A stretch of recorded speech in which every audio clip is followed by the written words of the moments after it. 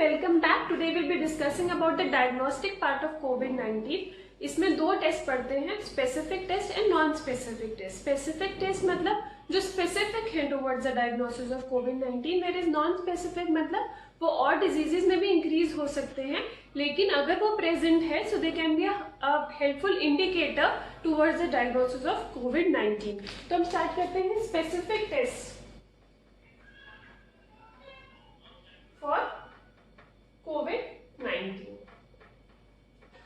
Now, if you remember, उसका जो हमने पैथोजेनेसिस पढ़ा था उसमें पढ़ा था कि एक वायरस है, ठीक है, जो एक पार्टिकल है नीदर अलाइव नॉट डेड, और उसके सरफेस पे बहुत सारे एस ग्लाइकोप्रोटीन्स हैं और वो अंदर आया ह्यूमन बॉडी के लंग में या एल्वियोलस के ACE2 रिसेप्टर पर बाइंड होकर अंदर आ गया और एंडोसोम्स में अपना सिंगल स्ट्रैंडेड आरएनए रिलीज कर दिया। यही आरएनए आगे जाके पॉलीप्रोटीन बनाया और आरएनए पॉलीमरेज की हेल्प से उसने और बहुत सारे ऐसे वायरल पार्टिकल्स रिप्रोड्यूस कर लिए, जिसने आगे जाके क्या किया, through the human immune system ही बॉडी में प्रॉब्लम्स क्रिएट करने स्टार्ट कर दी। One of them was cytokine release, cytokine storm, जिसके इंपॉर्टेंट वंस थे इंटरल्यूकिन 1, 6 एंड TNF। ठीक है, अपार्ट फ्रॉम दैट इसने एक हाइपोटेंसिव शॉक क्रिएट किया ह्यूमन बॉडी में, जिसकी वजह से blood supply to important organs like liver, kidney कम हो गया और इनकी वजह से आ गए एबनॉर्मल LFT एंड KFT, मतलब एबनॉर्मल लिवर फंक्शन टेस्ट और किडनी फंक्शन टेस्ट। तो ये कोरोना वायरस का जो सरफेस है उसके ऊपर एस प्रोटीन्स है जो ह्यूमन बॉडी के ACE2 receptor present over the type 2 pneumocytes और क्लारा सेल्स ऑफ एल्वियोलस, उसके थ्रू अंदर आए, एंडोसोम में अपना RNA मटेरियल या जेनेटिक मटेरियल रिलीज किया और इसके आगे अपनी reproductive cycle, multiple reproductive cycle complete करके आगे पैथोजेनेसिस कॉज किया। अब हम इसमें डायग्नोसिस में देखते हैं कि बेस्ट टेस्ट क्या है, जहां पे हमने इसका जेनेटिक मटेरियल या सिंगल स्ट्रैंडेड जो RNA है उसको डिटेक्ट कर लिया। वो डिटेक्ट करने की टेक्निक है RT-PCR, जो अभी तक का मोस्ट कंफर्मेटरी टेस्ट है अवेलेबल फॉर कोविड-19। अब इसको करने के लिए हम क्या करेंगे, जब पेशेंट आएगा जब पेशेंट आएगा with the clinical features of high grade fever, cough, breathlessness, तो उसको डॉक्टर एडवाइस करेगा to undergo this test for कोविड-19, जिसके लिए जो सैंपल है 3 साइट से कलेक्ट हो सकते हैं, नेसोफेरेंजियल, ठीक है, ब्रोंको एल्वियोलर लवाज और थर्ड होता है स्पूटम। ठीक है, अब पॉजिटिविटी रेट मतलब कितना परसेंटेज पॉजिटिव टेस्ट आएगा, इसका होता है 60%, बाल के केस में 93%, स्पूटम के केस में it is 70%। That means bronchoalveolar lavage और BAL is the best sample to be taken in order to diagnose कोविड-19, क्योंकि 93% पेशेंट्स में ये पॉजिटिव टेस्ट देगा। सिर्फ 7% केसेस में हो सकता है कि टेस्ट मिस हो जाए, मतलब नेगेटिव आ जाए in a positive patient. But nasopharyngeal में देखेंगे 40% पेशेंट्स तक ये टेस्ट नेगेटिव आ सकता है even in a positive patient. तो हम नेसोफेरेंजियल स्वैब ही क्यों लेते हैं और ब्रोंकोएल्वियोलर लवाज स्पूटम एज अ सैंपल क्यों नहीं लेते हैं, तो उसके 2 रीजंस है। ब्रोंकोएल्वियोलर लवाज लेते टाइम जो डॉक्टर ब्रोंकोस्कोप डालता है इन द कोविड-19 पेशेंट, उसको खुद को एक्सपोजर हो जाता है to the large number of viral particles and there is a very high risk of transmission of the infection from the patient to doctor. तो doctor को प्रोटेक्ट करने के लिए या फिर सराउंडिंग लोगों को प्रोटेक्ट करने के लिए bronchoalveolar lavage is not used. Even though 93% cases में ये पॉजिटिव रिजल्ट देता है, सिर्फ 7% केसेस मिस हो सकते हैं। स्पूटम के केस में डेफिनेटली नेसोफेरेंजियल स्वैब से बेटर है, क्योंकि 70% केसेस डिटेक्ट कर लेता है, सिर्फ 30% केसेस मिस करता है। लेकिन अगर आपको पता होगा कोविड-19 पेशेंट्स में जनरली ड्राई कॉफ होता है, तो उतना अमाउंट ऑफ स्पूटम इंड्यूस करना डिफिकल्ट हो जाता है, इसलिए आजकल most common sample taken in a covid patient होता है नेसोफेरेंजियल स्वैब। तो फर्स्ट स्टेप क्या था, सैंपल कलेक्शन, डॉक्टर ने एडवाइस किया टेस्ट, सैंपल कलेक्ट हुआ। नेक्स्ट ये सैंपल लैब में जाना चाहिए। लैब में कैसे जाएगा? यही सैंपल कलेक्शन जो स्वैब है आप उसको एक वायर में डालोगे जिसके अंदर ऑलरेडी वायरल ट्रांसपोर्ट मीडियम है। इसका मतलब वो इस आरएनए को, जो भी आरएनए डिटेक्ट करना है, उसको प्रिजर्व करके रखेगा वायरल ट्रांसपोर्ट मीडियम की हेल्प से till the sample reaches the lab. ठीक है, तो फर्स्ट हो गया सैंपल कलेक्शन, सेकेंड हो गया sample transfer from the site of collection to the laboratory where the test is to be done. Third क्या होगा? उस लैब के अंदर इस आरएनए को आइसोलेट किया जाएगा with the help of lysis solutions, जो बाकी सब सेल्स और प्रोटीन्स को किल करके एंड में छोड़ देगी RNA material to be tested. ये आरएनए मटेरियल को नेक्स्ट हमें कॉम्प्लीमेंट्री डीएनए में कन्वर्ट करना है। अब आपको पता हो जो नॉर्मल प्रोसेस है ट्रांसक्रिप्शन का, उसमें डीएनए टू आरएनए कन्वर्ट होता है, बट यहाँ पे हमें RNA to complementary DNA convert करना है, इसलिए इसको बोलते हैं रिवर्स ट्रांसक्रिप्शन।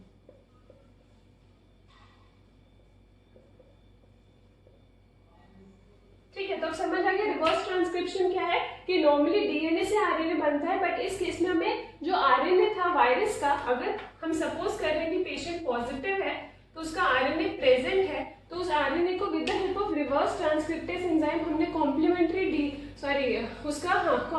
डीएनए टेम्पलेट बनाया, इसीलिए हम इसको कहते हैं आरटी-पीसीआर। ठीक है, reverse transcriptase polymerase chain reaction. Next आता है इसको मल्टीपल कॉपीज बनाना। ठीक है, जो कैसे होगा, इसमें हम एक मिक्सचर डालेंगे जिसके अंदर सारे न्यूक्लियोटाइड्स, डीएनए पॉलीमरेज एंजाइम होगा, और उसके साथ इंपॉर्टेंट है फ्लोरेसेंट प्रोब होगा। ये फ्लोरेसेंट प्रोब क्या करेगा, जब इतनी कॉपीज बन जाएगी, ठीक है, कि वो एक फ्लोरेसेंट सिग्नल रिलीज कर पाए, तो ये फ्लोरेसेंट प्रोब इनके साथ अटैच करके एक फ्लोरेसेंट सिग्नल इंड्यूस करेगा, और वो कंप्यूटर स्क्रीन पे, ठीक है, ये कंप्यूटर स्क्रीन पे जब आप रियल टाइम पीसीआर मोड चलाएंगे और उसमें इस ग्राफ को देखेंगे, तो हर एक थोड़े टाइम में intensity of this fluorescent signal increase होगा। और अगर ये आपको, एक्चुअली ये लाइन लीनियर है, अगर ये लीनियर लाइन दिखेगी, इसका मतलब जो इंटेंसिटी है वो स्लोली इंक्रीज कर रहा है। ठीक है, स्लोली इंक्रीज कर रहा है, इसका मतलब वो पेशेंट का सैंपल पॉजिटिव है। तो हम इसको रियल टाइम पीसीआर क्यों बोलते हैं, क्योंकि वो रियल टाइम में एवरी स्टेप पे आपको फ्लोरेसेंट सिग्नल इंटेंसिटी दिखा रहा है, और इसका अगर वो इंक्रीज हो रही है, मतलब डेफिनेटली वो आरएनए था जो कॉम्प्लीमेंट्री डीएनए में कन्वर्ट हुआ और उसी ने ये सिग्नल दिया है, तो मतलब वो पॉजिटिव है। नेक्स्ट इंपॉर्टेंट आता है सीटी। ठीक है, ये क्या है, इसको हम बोलते हैं nth नंबर ऑफ साइकिल। कौन से साइकिल पे जाके, मतलब क्योंकि हर बार मल्टीप्लाई कर रहा है, तो एक पॉइंट पे जाके वो इतना ज्यादा मल्टीप्लाई हो जाएगा नंबर में कि वो इजीली डिटेक्ट कर पाएगा फ्लोरेसेंट सिग्नल को। तो जितना कम सीटी होगा, मतलब उसको उतना ही कम प्रोलिफरेट होना पड़ा है, मतलब उससे पहले वायरल लोड ज्यादा था, और सीटी ज्यादा होगा मतलब उसको अगर सीटी कम है तो वायरल लोड ज्यादा था, और अगर सीटी ज्यादा है इसका मतलब उसको ज्यादा प्रोलिफरेट करना पड़ रहा है in order to induce fluorescent signal here, तो मतलब वायरल लोड कम था। तो इसका मतलब जो आरटी-पीसीआर है, ना ही वो सिर्फ क्वालिटेटिव है, क्वालिटेटिव मतलब पॉजिटिव और नेगेटिव, बट क्वांटिटेटिव भी है क्योंकि वो वायरल लोड भी बताता है। ठीक है, तो आपको आरटी-पीसीआर का मैकेनिज्म समझ आया कि पेशेंट से सैंपल लिया, नेसोफेरेंजियल स्वाब, उसको एक ट्यूब में डाला, ट्यूब लैब में आई, लैब में आइसोलेट किया गया इस आरएनए को, आरएनए से उसका कॉम्प्लीमेंट्री डीएनए बनाया गया जिसको मल्टीप्लाई करवाया गया, फाइनली उसके फ्लोरेसेंट प्रोब में एक इंटेंसिटी जनरेट हुई जिसको ग्राफ पे रीड किया गया, और फाइनली हमें पता चल गया कि हाँ ये पेशेंट पॉजिटिव है। नेक्स्ट आता है specific test, rapid antibody test. अब as a name suggest, rapid मतलब बहुत फास्ट है, रैपिड है, एंटीबॉडी मतलब इसमें आप एंटीबॉडी डिटेक्ट कर रहे हो, मतलब ब्लड सैंपल ले रहे हो, तो it is easier to be collected, rapid to be done, and plus it is a cheaper test compare to RT-PCR.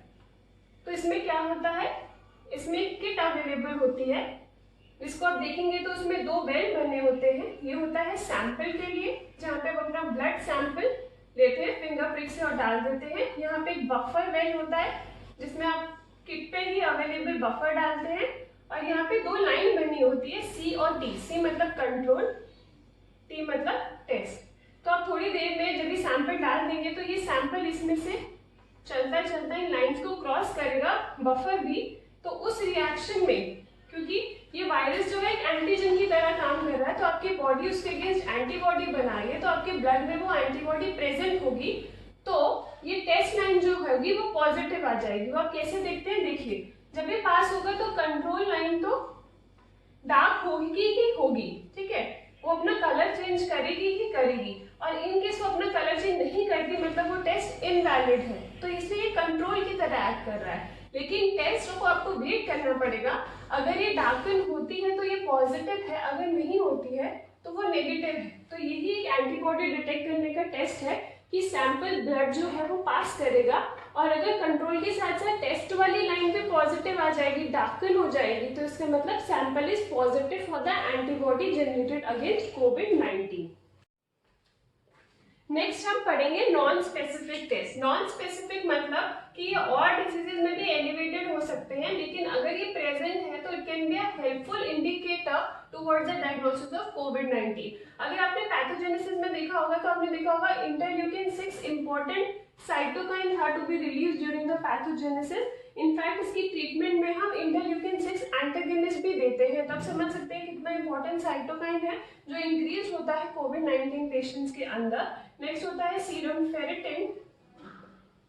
अब क्योंकि इसमें एबनॉर्मल एलएफटी हो जाते हैं, क्योंकि ब्लड सप्लाई टू लिवर और किडनी कम हो गया है, इसलिए एएसटी, एएलटी और सीरम बिलीरुबिन एलिवेटेड होते हैं। ऐसे ही एबनॉर्मल केएफटी दिखता है।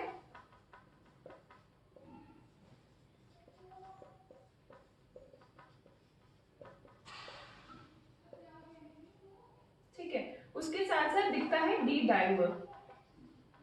अब डी डाइमर का क्या इंपॉर्टेंस है, तो ये बहुत इंपॉर्टेंट है कि रिसेंटली बहुत सारे कोविड-19 पेशेंट्स पर की डेड बॉडीज पर ऑटोप्सी की गई और देखा गया कि कोविड-19 का बहुत अच्छा एसोसिएशन है विद द प्रोथ्रोम्बोटिक कॉम्प्लिकेशंस।